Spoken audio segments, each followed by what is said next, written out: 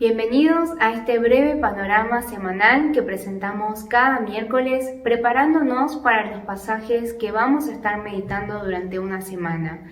Estamos meditando el libro de Génesis y en el video de hoy nos tocan cubrir los capítulos 10 al capítulo 14, versículo 12. Y vamos a estar viendo lo que ocurre después del diluvio hasta llegar a los comienzos de la vida de Abraham y la relación personal entre Dios y Abraham. Va a ser necesario recordar que estos relatos no son independientes del libro que lo contiene. Entonces tenemos que recordar un poco todo lo que fue ocurriendo desde el capítulo 1 para que podamos profundizar un poco más y comprender un poco más lo que el texto bíblico quiere decir y cómo lo podemos aplicar a nuestras vidas en el día de hoy. Y vemos que luego del diluvio, luego de que Dios hizo un pacto con Noé y su familia, ellos ciertamente se multiplicaron y fueron fructíferos. Pero ¿qué vemos en el capítulo 11? Vemos que en ese momento la tierra tenía una sola lengua.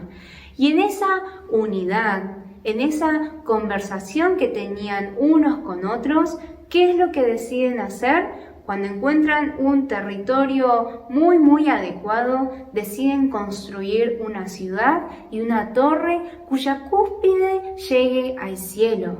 Y querían hacerse un nombre por sí mismos, por si fueran esparcidos por sobre la faz de la tierra. Entonces vemos constantemente este deseo del ser humano de hacer ¿qué? De tener un nombre por sí mismo. Recordemos que Dios, al crear todas las cosas, al crear al ser humano, Dios le había dado una identidad al ser humano. Y ese ser humano debía ser gobernado por Dios y así señorear sobre el resto de la creación. Pero el ser humano constantemente, ¿qué es lo que busca? Su propio nombre y así rechaza el gobierno de Dios sobre su vida y en su egoísmo y en su ambición quiere hacer todo lo que quiere, tomar todo lo que quiere para sí, rechazando a Dios y la palabra de Dios sobre su vida. Y lo que vemos en el capítulo 11 nos podríamos preguntar, ¿es muy diferente a lo que habíamos visto en el capítulo 6? Cuando Dios ve la tierra llena de maldad, llena de corrupción, en realidad no es mucho más diferente. Pero a pesar de eso, Dios cumple con su pacto. Y en vez de destruirlos y raerlos sobre la tierra, Dios confunde su lengua.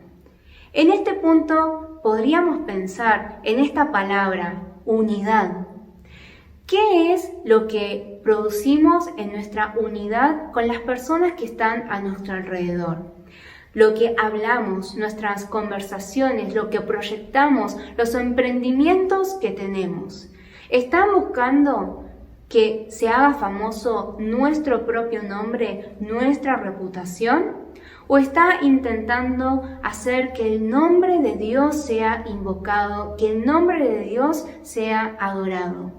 Y vemos que los seres humanos en esta unidad, en un corazón lejos de lo que quiere Dios, en realidad al fin y al cabo, ¿qué es lo que terminaron produciendo? División, esparcimiento. Y sería bueno que meditemos qué es lo que está produciendo nuestra unidad en la iglesia, en nuestra familia, con nuestros amigos.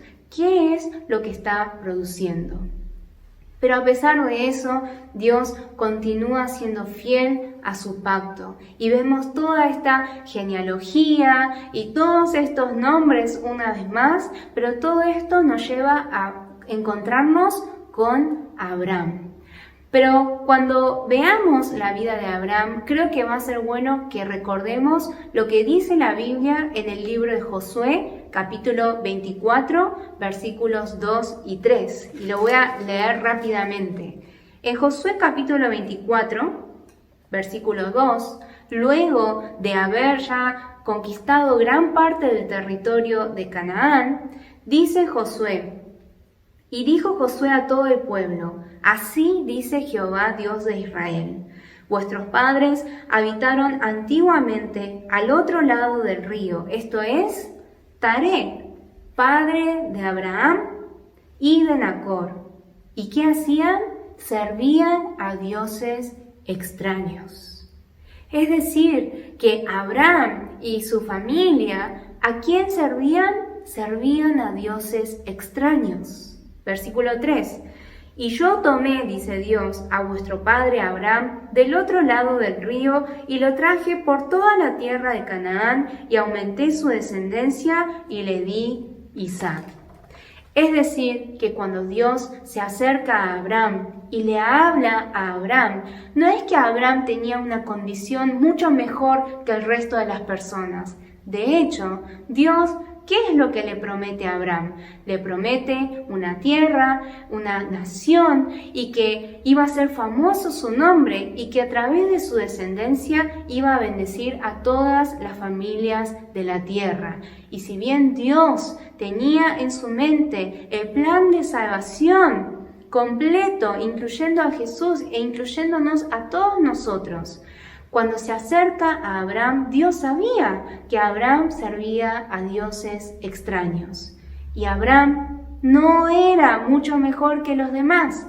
Es más, probablemente Abraham, al igual que el resto, lo que le interesaba era que su nombre sea engrandecido. Igual que las personas en el capítulo 11 de Génesis.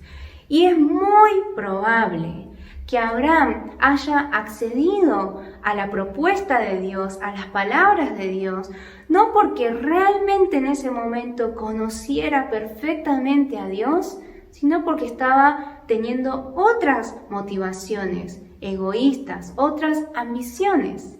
Pero ¿qué es lo que vamos a ver que ocurre poco a poco en la vida de Abraham, en esta relación personal con Dios?